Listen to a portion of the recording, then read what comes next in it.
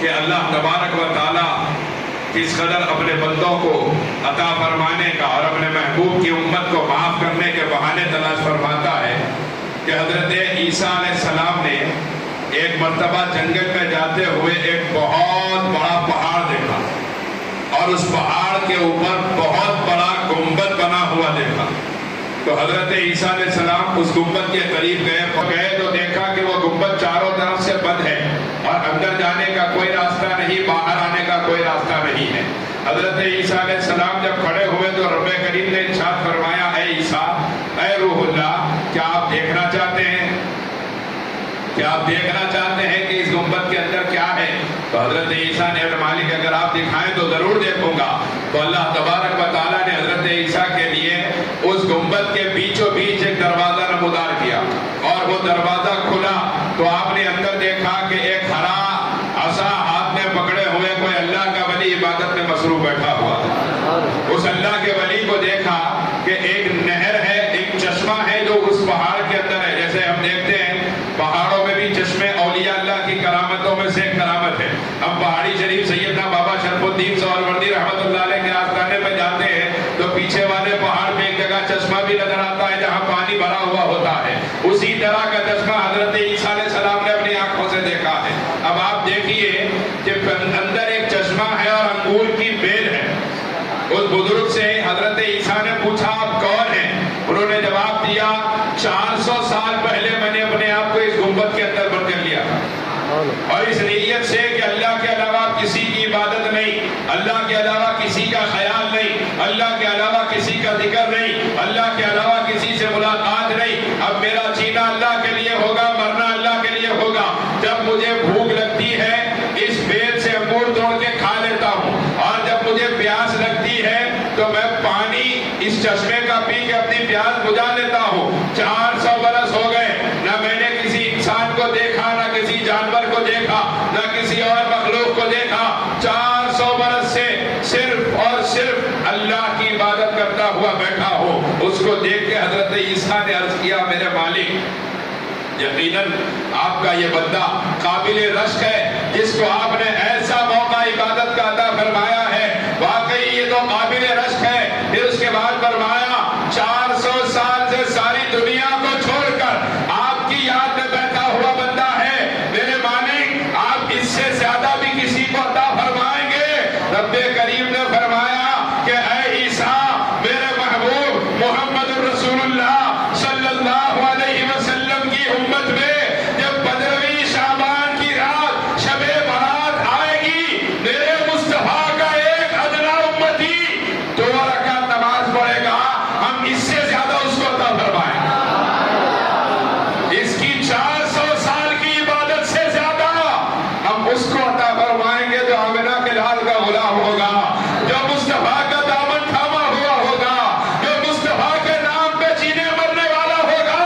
وہ آ کے شب برات میں 2 رکعت نماز پڑھے گا، ہم اس سے زیادہ اس کو عطا فرمائیں گے.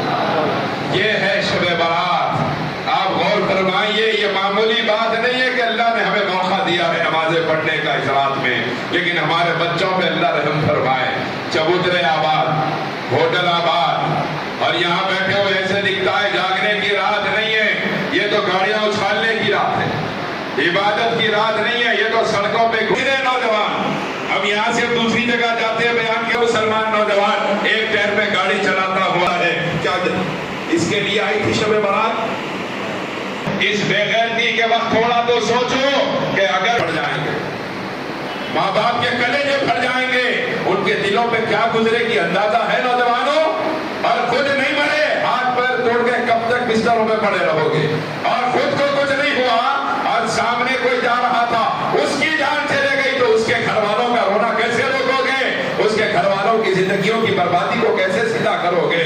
ہمارا مسلمان نوجوان جاگنے کی رات آتی ہے، بولتا ہے جاگنے کی رات ہے، چاہے جیسا جاگو. یاد رکھیے، یہ جاگنے کی رات نہیں ہے، یہ عبادت کی رات ہے، یہ توبہ کی رات ہے، یہ مغفرت کی رات ہے، یہ برات کی رات ہے، یہ اللہ کو راضی کرنے کی رات ہے. اور کوئی بندہ اللہ تعالیٰ سے توبہ کرے، چاہے اس کے جتنے گناہ ہوں گے اللہ معاف فرمائے گا. میرے آقا رحمت عالم صلی اللہ علیہ وسلم ایک مرتبہ ایک مقام میں تشریف فرما ہے، ایک پرندہ آیا، چند ریت کے ذرات اپنے منہ میں اٹھایا اور اٹھا کے چلے گیا، اور جا کے کہیں پھینکا، پھر آ گیا، اور پھر سے ذرات اٹھایا، پھر گیا، پھر پلٹ کر آیا، پھر سے ریت کے ذرات اٹھایا، پھر گیا۔ سرکار کائنات صلی اللہ علیہ وسلم نے پرندے کو آواز دی، ارشاد فرمایا ادھر آ، تو کہاں جا رہا ہے؟ اور یہ بار بار جو ذرات ریت کے اٹھاتا ہے یہ کہاں لے جاتا ہے؟ اس نے کہا یا رسول اللہ، میں چاہتا ہوں کہ جو نہر ہے وہ بہہ رہی ہے، میں نہر پہ باڑ لگانا چاہتا ہوں، اس لیے یہ ریت کے ذرات لے جا کے وہاں پھینک رہا ہوں کہ میں اتنے ذرات پھینک دوں گا کہ نہر کی باڑ رک جائے۔ سرکار نے ارشاد فرمایا ایسے بھی ہو سکتا ہے کہ تیرے چند ذرات کے پھینکنے سے نہر کی باڑ رک سکتی ہے؟ جبرائیل امین حاضر ہوئے، یا رسول اللہ، اس پرندے نے جواب دیا یا رسول اللہ صلی اللہ علیہ وسلم، میں کوئی پرندہ نہیں ہوں، میں فرشتہ ہوں، میں پرندہ نہیں ہوں، میں فرشتہ ہوں۔ اور اللہ تبارک و تعالیٰ نے آپ کے قلب مبارک کو بے چین دیکھا کہ آپ یہ فرما رہے تھے کہ اے اللہ اگر میرا امتی گناہ زیادہ کرے تو اس کی بخشش کا کیا ہوگا؟ سرکار آپ کی بے چینی اللہ سے دیکھی نہ گئی، رب کریم نے مجھے مثال کے طور پہ پرندہ بنا کے بھیجا اور ارشاد فرمایا کہ جب محبوب پوچھے یہ جواب دے دینا کہ جس طرح اس سارے نہر کے سامنے میرے منہ سے پھینکے گئے زمین کے ریت کے ذرات کی کوئی اہمیت نہیں، اللہ کی رحمت کے دریا کے سامنے آپ کی امت کے گناہگاروں کے گناہوں کی کوئی اہمیت نہیں ہے۔ اللہ جس طرح وہ دریا اس زمین کے ذرات سے بڑا ہے، اللہ کی رحمت کا دریا آپ کی امت کے گناہگاروں کے گناہوں سے بڑا ہوا ہے۔ آپ غور کیجئے کہ جب پکارتا ہے کوئی انسان، حضرت موسیٰ علیہ السلام نے فرمایا، عرض کیا کہ اے اللہ جب کوئی نیک آدمی آپ کو آواز دے تو آپ اسے کیسے جواب دیتے؟ تو رب کریم نے ارشاد فرمایا میں اسے کہتا ہوں لبیک، ایک مرتبہ میں اسے لبیک کہتا ہوں کہ بول میرے بندے کیا ہے؟ پھر اس کے بعد حضرت موسیٰ نے پوچھا اگر کوئی زاہد زہد و تقوی اختیار کیا ہوا متقی آپ کو آواز دے تو کیا کہتے ہیں؟ رب کریم نے فرمایا اسے لبیک کہتا ہوں۔ پھر اس کے بعد میں عرض کیا کہ اے اللہ جب کوئی گناہگار آواز دیتا ہے تب آپ اسے کیسے جواب دیتے ہیں؟ رب کریم نے فرمایا میں نیکوکار کو ایک مرتبہ لبیک کہتا ہوں اور متقی کو ایک مرتبہ لبیک کہتا ہوں اور گناہگار کو 3 مرتبہ لبیک کہتا ہوں۔ جب گناہگار آواز دیتا ہے میں 3 مرتبہ لبیک کہتا ہوں۔ تو حضرت موسیٰ نے عرض کیا مالک وجہ کیا ہے؟ ارشاد فرمایا موسیٰ بات یہ ہے کہ نیکوکار نے پکارا تو اسے اپنی نیکی پہ بھروسہ تھا، تقوی والے نے پکارا تو اسے اپنے تقوی پہ بھروسہ تھا، جب گناہگار نے پکارا اسے نہ نیکی کا بھروسہ تھا نہ تقوی کا بھروسہ تھا، اسے فقط میری رحمت کا بھروسہ تھا۔ اور جس نے میری رحمت کا بھروسہ رکھ کے مجھے آواز دی، میری عزت کی قسم میں اس کی آواز کو ضرور سنا کرتا۔ حضرات آج کی رات پکارنے کی رات ہے، ہم گناہگار بندے، نہ نیکی ہے نہ تقویٰ ہے، مگر پکار کے دیکھے تو صحیح وہ 70 ماؤں سے زیادہ محبت کرنے والا پروردگار ہمارے گناہوں کو بخشنے کے لیے تیار ہے، ہماری نیکیوں ہمارے گناہوں کو نیکیوں میں بدلنے کے لیے تیار ہے۔ ایک بات تو طے ہے کہ آج ہم تمام میں سے کسی کا بھی نام اگر دے دیا گیا فرشتوں کے ہاتھ میں وہ اگلے سال شب برات دیکھنے والا نہیں ہے، یہ تو طے ہے کہ نہیں ہے؟ ہم میں سے کسی کا بھی نام دے دیا گیا، اب ہو گیا مغرب ہو گئی، دفتر چلے گیا ہاتھ میں، اب پلٹنے والا نہیں، وہ اگلے سال شب برات نہیں دیکھے گا جس کا نام دے دیا گیا۔ آپ غور کیجئے جو لکھا جا چکا وہ بدلنے والا نہیں ہے۔ اگر کسی کو معلوم ہو جائے کہ 6 مہینے کے بعد اس کا انتقال ہونے والا ہے، آپ بتائیے وہ 6 مہینے میں گھر بنانے کی فکر کرے گا؟ وہ شادی کرنے کی فکر کرے گا؟ وہ گھومنے پھرنے کی فکر کرے گا؟ وہ فکر کرے گا تو حرمین شریفین جانے کی فکر کرے گا۔ وہ فکر کرے گا تو توبہ کرنے کی فکر کرے گا، وہ فکر کرے گا تو اپنے اللہ کو منانے کی فکر کرے گا، وہ فکر کرے گا تو اللہ کو راضی کرنے کی، وہ فکر کرے گا تو نمازیں پڑھنے کی۔ ارے جس کو معلوم ہے کہ 6 مہینے زندہ رہنے والا ہے، وہ شخص اپنے اللہ کے راضی کرنے کے علاوہ کچھ کام کرنے کو تیار نہیں۔ ہم تو وہ ہیں جو 6 گھنٹے زندہ رہیں گے نہیں جانتے، صحیح ہے کہ غلط ہے؟ لیکن ہماری غفلت کا یہ حال ہے، فجر چھوڑ کے سو رہے ہوتے ہیں، یہ خیال ہمیں نہیں ہوتا کہ میں فجر چھوڑ کے سو رہا ہوں، ظہر سے پہلے موت آ گئی تو کیسی موت آئے، صحیح ہے کہ غلط ہے؟ آج میں ظہر چھوڑ رہا ہوں، عصر سے پہلے موت آ گئی تو کیسی موت آئے گی، مغرب سے پہلے موت آ گئی، عصر چھوڑا رہا تو کیسی موت آئے گی۔ یہ احساس ہمارے اندر نہیں ہے۔ برادران عزیز، یاد رکھیے، اللہ تبارک و تعالیٰ جس طرح کرم فرمانے والا، جس طرح بخشنے والا، جس طرح توبہ کو قبول فرمانے والا ہے، اسی طرح اللہ پکڑ کرنے والا بھی ہے۔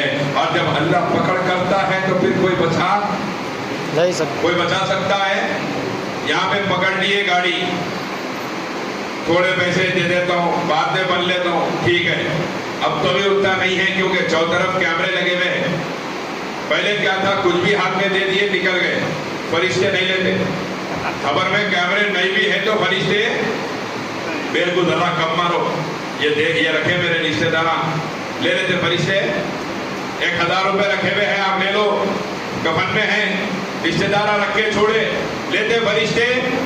وہ رشوت قبول نہیں کریں گے، وہ کسی کی بات نہیں سنیں گے، وہ کسی کی آواز نہیں سنیں گے۔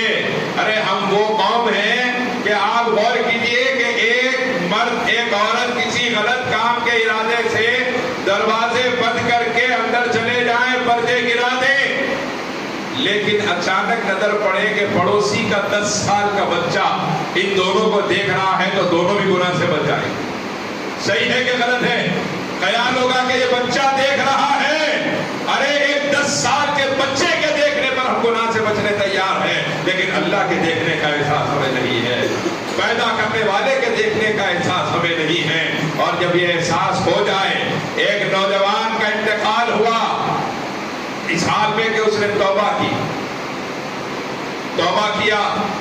پہلے تو آپ یہ سنیے، ایک اور واقعہ ذہن میں آ رہا ہے، اس کے بعد یہ واقعہ سناؤں گا انشاءاللہ، کہ ایک نوجوان گناہگار ایک قافلے کے ساتھ چلا، راستے میں خیال آیا کہ واقعی میں کتنا بڑا گناہگار ہوں، اور دل میں خیال آیا کہ اب مجھے توبہ کر لینی چاہیے، اور اس نے توبہ کی، اور توبہ کر کے اللہ کی بارگاہ میں رجوع ہوا، کہنے لگا میرے مالک آج کے بعد میں ہرگز ایسا کوئی کام نہیں کروں گا جو تجھے ناراض کرنے والا ہے، ایسا کوئی کام نہیں کروں گا جو تیرے محبوب کو ناراض کرنے والا ہے، اللہ تو میرے گناہوں کو معاف کر دے۔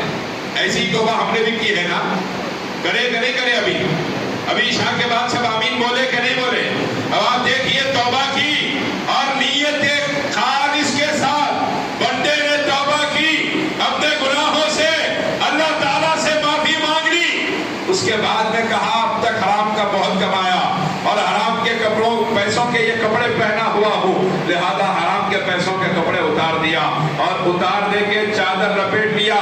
اس کے ساتھ میں جو اس کے دوست اس کے جیسے تھے، ان تمام نے کہا ہم بھی تیرے طریقے پہ آ گئے ہیں، اب ہم بھی تیرے ساتھ دینداری کی زندگی گزاریں گے۔ اب وہ جب چلا ہے راستے میں، اس بزرگ کا بیان ہے، اس نوجوان کا، کہ ایک مقام پہ ہم پہنچے تو وہاں ایک بڑھیا پہلے سے ہمارے انتظار میں ٹھہری ہوئی تھی اپنی جھوپڑی کے باہر، اور اس بڑھیا کے ہاتھ میں کپڑے تھے۔ اس بڑھیا نے آواز دے کے کہا تم میں کوئی کردی نوجوان ہے قافلے میں؟ تو اس نے کہا ہاں میں ہوں کردی نوجوان، میرا تعلق کردستان سے ہے، میں کردی نوجوان ہوں۔ اس بڑھیا نے کہا کیا تو نے توبہ کی ہے؟ اس بڑھیا نے پوچھا کیا تو نے توبہ کی ہے؟ اس نے کہا ہاں میں نے توبہ کر لی ہے۔ اور کیا تو نے توبہ کر کے حرام کے کم پیسے کی کمائی کا جو لباس تھا وہ اتار دیا ہے؟ کہا ہاں اتار دیا ہے۔ اس بڑھیا نے کہا کل میرے بیٹے کا انتقال ہوا، میرا بیٹا بہت متقی تھا، بہت پرہیزگار تھا، بڑا اللہ والا تھا، میرے بچے کا انتقال ہوا، یہ میرے بچے کے کپڑے ہیں، اور میں چاہتی تھی کہ کسی نیک آدمی کے حوالے کروں، میں کل ہی دے دینا چاہتی تھی، ایصال ثواب کی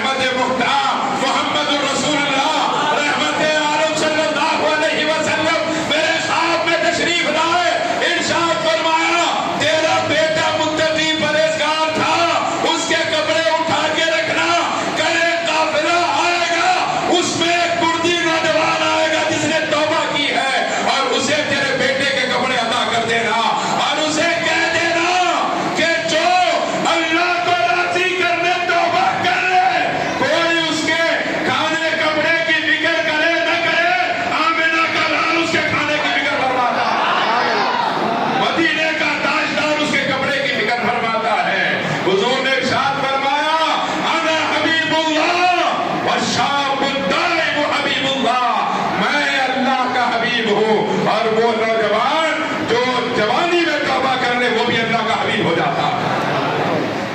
सरकार कायनात सल्लल्लाहु अलैहि वसल्लम का कपड़े इनायत फरमाना क्या मतलब है? अरे उनके हाथों से कपड़ा लेने सिद्दीक व फारूक, उस्मान व हैदर बेचैन रहा करते थे।